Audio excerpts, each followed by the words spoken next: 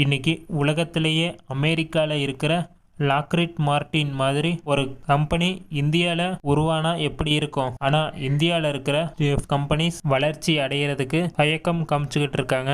AMCA advanced medium compact aircraft இந்தியாவோட 5th generation stealth fighter jet. இந்த AMCA உருவாக்குறதுக்கு இந்தியாவில் பல டிஃபென்ஸ் கம்பெனிஸ் சேர்ந்து தான் இதை உருவாக்குறாங்க. ஆனால் இதில் என்ன ஒரு கேள்வினா, ஏன் நம்ம நாட்டில் லாக்ரிட் மார்டின் மாதிரி ஒரு தனி கம்பெனி முன் வரல ஏஎம்சிஏவை உருவாக்குறதுக்கு? வாங்க இந்த வீடியோல நம்ம டிஃபென்ஸ் கம்பெனிஸ் வளர்ச்சி அடைகிறதுக்கு என்ன ப்ராப்ளம் இருக்கு அப்படிங்கறத ஃபுல்லா பார்க்கலாம். வாங்க வீடியோக்குள்ள போலாம்.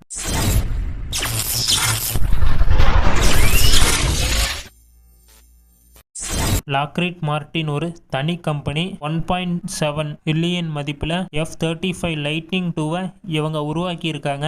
இதுக்கு பின்னாடி அமெரிக்காவோட கவர்மெண்ட் சப்போர்ட் ஃபுல்லாவே இருக்கு. ஆனா இந்தியாவில் இருக்கிற எந்த ஒரு டிஃபென்ஸ் கம்பெனியும் தனியா ஏஎம்சிஏவை உருவாக்குறதுக்கு முன் வரல. இப்போ HAL தான் இந்த திட்டத்தை உருவாக்கிக்கிட்டு இருக்காங்க. ஆனா இது சோலோ ப்ராஜெக்ட் மட்டும் இல்ல, 28 தனியார் கம்பெனி சேர்ந்து தான் ஏஎம்சிஏவை உருவாக்கிக்கிட்டு இருக்காங்க. அதுல BEL, Tata advanced limited, Adani, Mahindra, Godrej aerospace எல்லாம் சேர்ந்து தான் இந்த ப்ராஜெக்டை நடத்திக்கிட்டு இருக்காங்க. இதையெல்லாம் பார்க்கும்போது இது ஒரு பெரிய ப்ராஜெக்ட் மாதிரி தான் தெரியும். ஆனா இதுல நிறையவே பிரச்சனை இருக்கு. ஃபர்ஸ்ட் இதோட நிதி ஆபத்துல இருக்கு. அதாவது இந்த ப்ராஜெக்ட் வரதுக்கு கொஞ்சம் லேட் ஆனாலும் நம்ம வெளிநாட்டுல இருந்து 5th ஜெனரேஷன் ஃபைட்டர் ஜெட்ஸை வாங்க ஆரம்பிச்சிருவோம். இப்பயே அதுக்கான பேச்சுவார்த்தைகள் நடந்துகிட்டு தான் இருக்கு. இப்படி வாங்கிட்டாங்கன்னா இந்த ப்ராஜெக்ட்ல இருக்கிற நிதி கொஞ்சம் கம்மியாக வாய்ப்பு இருக்கு. அது இல்லாம டெக்னாலஜி கேப், ஒரு ஃபைட்டர் ஜெட் டெக்னாலஜி இன்னும் நம்ம கிட்ட முழுசா இல்ல. நம்ம வெளிநாடுகளை தான் நம்பி இருக்கோம் ஃபைட்டர் ஜெட்ஸ்க்காக. என்னதான் காவேரி இப்ப ரெடியா இருந்தாலும் அது இன்னும் முழுமையடையல. முழுமையடையாம நம்மளால ஃபைட்டர் ஜெட்ல எடுத்து அதை பொருத்த முடியாது. அது இல்லாம இதோட பாலிசி கன்ஃபியூஷன்ல இருக்கு.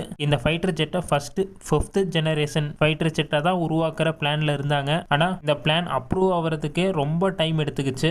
இதனால எல்லா நாடுகளுமே 6th ஜெனரேஷனை உருவாக்க ஆரம்பிச்சிட்டாங்க. இப்படி இருக்கிறதுனால இதை 5th ஜெனரேஷனா உருவாக்குறது வேஸ்ட் தான். அதுக்காக இதை 5.5 ஜெனரேஷனா உருவாக்குற ஒரு ஐடியால இருக்காங்க. மார்ச் 2024 இந்திய அமைச்சரவை ஏஎம்சிஏவை உருவாக்குறதுக்கு ஒப்புதல் அளிச்சிருக்காங்க.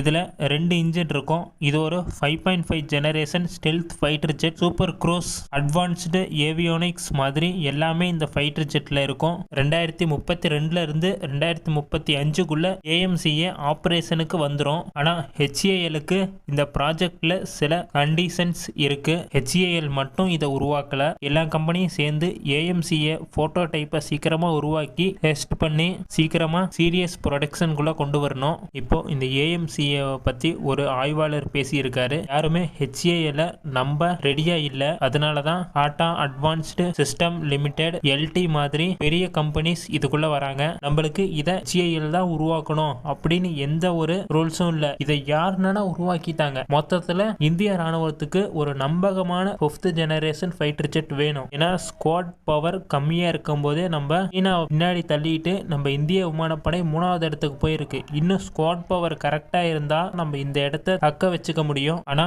இதெல்லாம் லாக்ரிட் மார்டின் ஒரே நாள்ல பண்ணி முடிக்கல. லாக்ரிட் மார்டின் வருஷத்துக்கு 50 மில்லியன் ரெவென்யூவை வச்சிருக்காங்க. அது இல்லாம இவங்க கிட்ட 100 வருஷம் எக்ஸ்பீரியன்ஸ் இருக்கு ஃபைட்டர் ஜெட்டை உருவாக்குறதுல. இது இல்லாம யூஎஸோட ஃபுல் சப்போர்ட் அவங்க கிட்ட இருக்கு. அவங்க மட்டும் இப்போ ஒரு 6th ஜெனரேஷனோ இல்ல 6.5 ஜெனரேஷன் ஃபைட்டர் ஜெட் எங்களுக்கு வேணும்னு சொன்னா அடுத்த 2-3 வருஷத்துல அவங்க ஒரு பெஸ்டான ஃபைட்டர் ஜெட்டை உருவாக்கி தருவாங்க அமெரிக்காக்கு. அந்த அளவுக்கு லாக்ரிட் மார்டின் கிட்ட பவரும் கெப்பாசிட்டியும் இருக்கு. இப்போ ஏஎம்சிஏல முக்கியமானதே இதோட இன்ஜினும் டெக்னாலஜியும் தான். நம்ம உள்நாட்டு இன்ஜின் காவேரி இன்னும் வளர்ச்சியில தான் இருக்கு. இது இன்னும் முழுமையடையல. இப்படி இருக்கும்போது DRDO பல வருஷமா முயற்சி பண்ணி இந்த ஏஎம்சிஏ போட்டோ டைப்பை ரெடி பண்ணி இருக்காங்க. இப்போ மத்த பிரைவேட் கம்பெனிஸ் இதோட ஏஎம்சிஏவோட உதிரி பாகங்களை தயாரிக்கிறாங்க. ஆனா ஏஎம்சிஏவோட முழு ஏர்ஃப்ரேமை உருவாக்குறதுக்கு 10 இருந்து 15 பில்லியன் செலவாகும். ஏன்னா இதை நம்ம பிரைவேட் செக்டாரே முதலீடு பண்ணி உருவாக்க ரெடியா இல்ல. அவங்க ரிஸ்க் எடுக்க மாட்டேங்கிறாங்க. இது இல்லாம நம்மளோட தேஜஸ் மார்க் 1A லேட் ஆகிறதுக்கு கூட இந்த இன்ஜின் தான் முக்கியமான காரணம். ஏன்னா ஜெனரல் எலக்ட்ரிக் எலக்ட்ரானிக்ஸோட இன்ஜினை தான் நம்ம பயன்படுத்துறோம். இப்போ ஏஎம்சிஏவை உருவாக்குறதுல ஹெச்ஏஎல்லுக்கு 30% மட்டும்தான் வேலை இருக்கு. இதனால தான் ஐஏஎஃப் ரிஸ்க் எடுக்க மாட்டேங்கிறாங்க. இன்னும் ரஃபேல் மாதிரி வெளிநாட்டு ஃபைட்டர் ஜெட்ஸ் மேல தான் ஐஏஎஃப் முழு நம்பிக்கை வச்சிருக்காங்க. இதனால தான் நம்ம பிரைவேட் கம்பெனிஸ் ஒரு ஃபைட்டர் ஜெட்டை உருவாக்குறதை விட ட்ரோன்ஸையும் மிசைல்ஸையும் உருவாக்குறத ஈஸியா எடுக்கிறாங்க. அதை உருவாக்கிக்கிட்டும் இருக்காங்க. ஓகே, இப்போ